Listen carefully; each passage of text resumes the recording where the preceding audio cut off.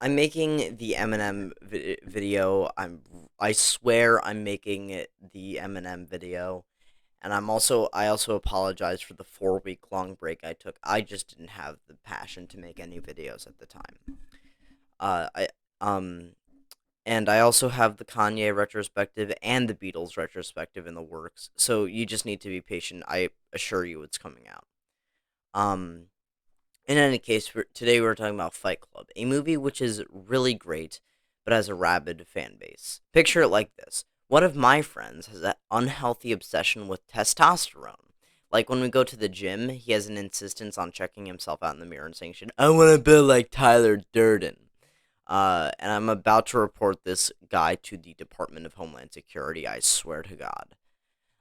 We shared a class in 8th grade, and his music taste at the time consisted of The Living Tombstone and Where Is My Mind. Now, in no way is Where Is My Mind a bad song. It's one of the best Pixies songs, but he listened to it on a video titled Where Is My Mind, as seen in Fight Club, slowed and reverb. I. Man. And in no way is he a bad guy. I really enjoy spending time with him, granted that he's not beating me up and calling me a stoner, but his attitude towards the world makes me just so mad sometimes. Before we can talk about the hypermasculine fan base of Flight Club, we need to talk about what literally me is.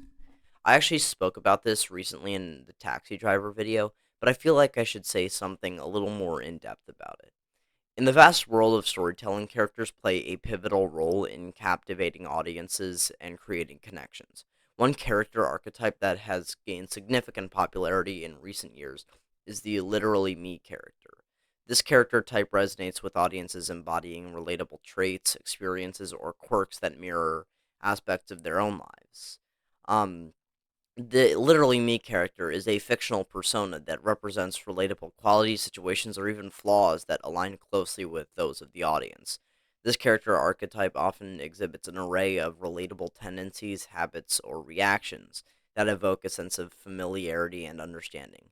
They serve as a mirror reflecting the audience's experiences, thoughts, and emotions, thereby fostering a deeper connection and between the story and the reader and the viewer.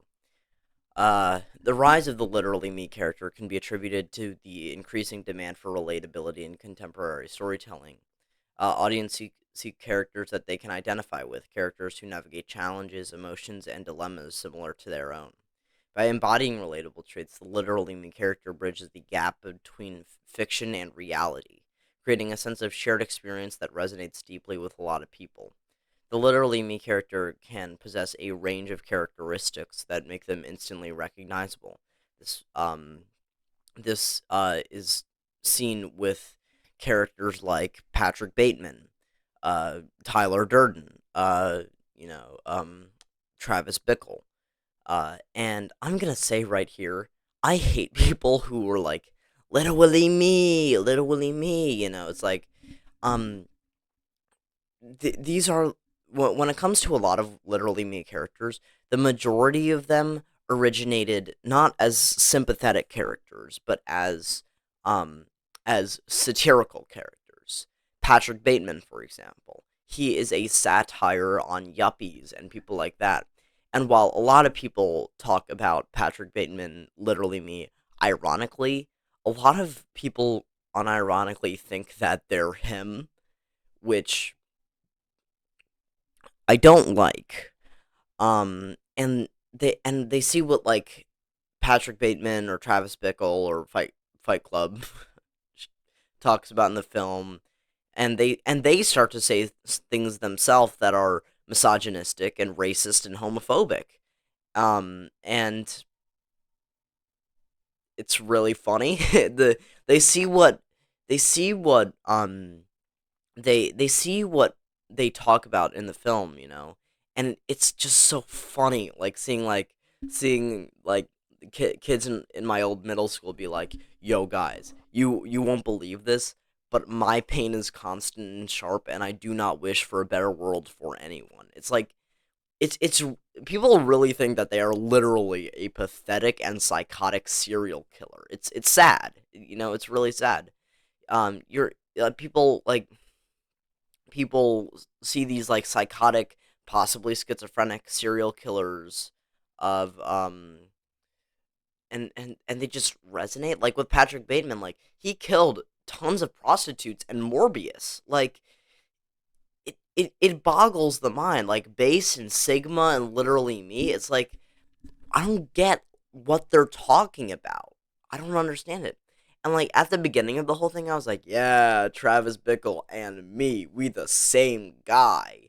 But it's like, now that I'm kind of interested in movies, but also the idea of the satire of it all, I just find it so funny. It's funny to me. It's hilarious. It's also sad in the same vein, but the same thing happened to the main antagonist or protagonist, depending on how you see him, of Fight Club. In the realm of literature and film, complex characters can often captivate audiences by challenging societal norms and provoking introspection. One such character is Tyler Durden from Chuck Palahniuk's novel and David Fincher's film, Fight Club, and the subsequent and everything else. The subsequent comic books, Literally Me character. Tyler Durden embodies a contradictory nature, being both a pathetic person and a compelling character. Um, you kind of have to delve into the reasons behind Tyler Durden's pathos while acknowledging his significance as a well-crafted character. And yeah, the Tyler Durden's character is riddled with pathos, defined by his flawed and self-destructive behaviors. He exhibits a range of undesirable qualities, such as his nihilistic worldview, manipulative tendencies, and the destructive cult that he creates. His actions are driven by a deep-rooted dissatisfaction with society, resulting in violent and anarchistic acts that ultimately lead to complete chaos. In many ways, Tyler Durden's pathos lies in his inability to find true fulfillment, despite his grandiose attempts to rebel against societal norms. Despite his pathetic nature, Tyler Durden's remains an enthralling and memorable character.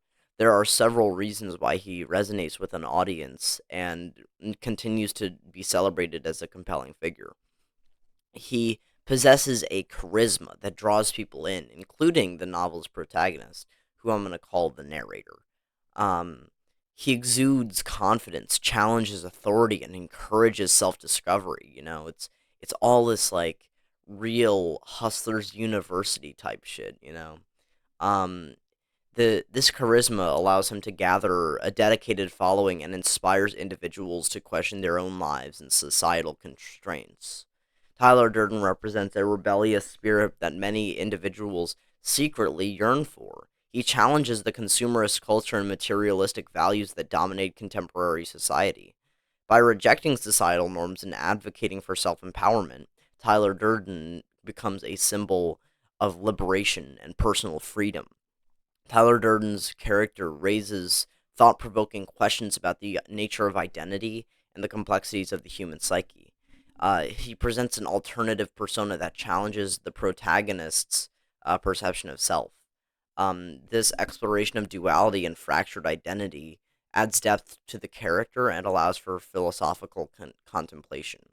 Through Tyler Durden, Palahniuk, and Fincher, uh, critique the emptiness and alienation of modern life.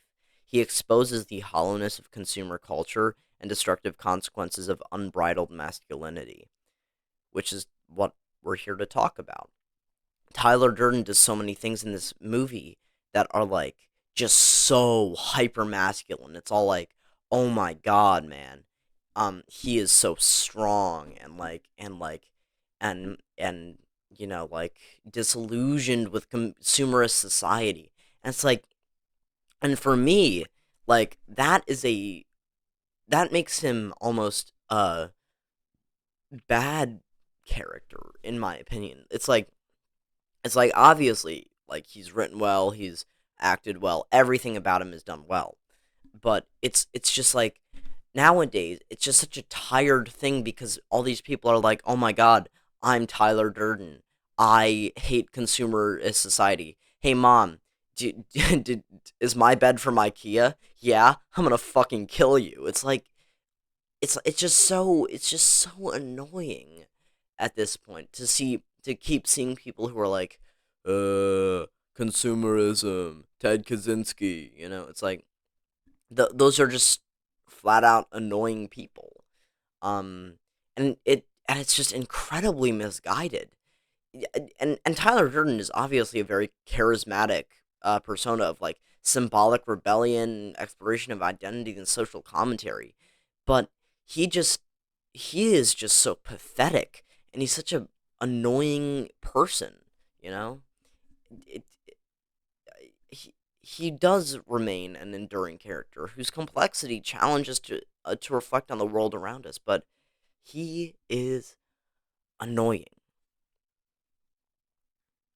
At the heart of Fight Club lie characters that resonate deeply with audiences. The unnamed protagonist, Tyler Durden, and Marla Singer are captivating and multidimensional. The protagonist's internal struggle, Tyler's enigmatic charisma, and Marla's complexity create a narrative tapestry that engages and challenges readers and viewers alike. Their interactions and personal transformations propel the story forward, leaving a lasting impact on the audience's psyche. Fight Club delves into the existential crisis that plagues the modern individual. The protagonist, disillusioned by shallow trappings of consumer culture, embarks on a very psychedelic journey of self discovery. Through his alter ego, Tyler Durden, he seeks to redefine his identity and find meaning in a world that seems so devoid of purpose. The narrative prompts audiences to question their own identities and the masks they wear and the consequences of suppressing their true selves. But their true selves might not be a good person. It's a very it's satirical in the fact that it's like it's about these hypermasculine pathetic people, but it's also really thought provoking and engaging how it chooses to play those ideas, how it chooses to be like, yeah, these people are pathetic and are doing pathetic things to show the rest of the world about consumer culture. But in the same vein, their ideas might be right. It's the same argument with like Ted Kaczynski. Like his ideas were good. He was an awful person. But in the same vein, I don't think that his ideas were that good. They weren't revolutionary or anything. Like people who sympathize with the Unabomber should hang themselves by their underwear in a supermax facility prison. But uh in any case, it really challenges the idea of conformity. And maybe, hey, maybe I'm being like ultra conformist and being like and I'm feeding into the machine, the capitalist machine. But I just feel like um all things considered, the more we progress and the more that we regress, um we're still changing to conform, yes, but when the idea of conformity is always changing, then that means that we're always changing. So I don't think that there should be an idea of rejecting conformity, because that rejection of conformity can become the new normal, like it has with Fight Club. With a lot of people, that they have been rejecting conformity. They've been getting rid of the conformity in their lifestyles. But when they haven't realized that everyone else is also rejecting the conformity. So at this point, that is the new conformity. That is it. That's all that it's saying. You know, the the hyper masculinity is just not needed. It's just annoying, right? And there's no reason why you should have any reason to say that I'm rejecting conformity when, like when you're just feeding the machine. And hey, I'm wearing a Pink Floyd The Wall t-shirt, right? I'm not I it's not like I don't think about like um It's not like I don't think about like how society is kind of falling apart at the seams, but I'm just like I'm just mad, you know. I, I'm I'm mad, but I ain't stressing. You know, it's it's it's just pathetic people talking about um how other pathetic people make them less pathetic. It's just the it's kind of that confirmation that you are growing up and changing. That's why it's so popular with teenagers. The idea of nonconformity isn't the idea of not conforming.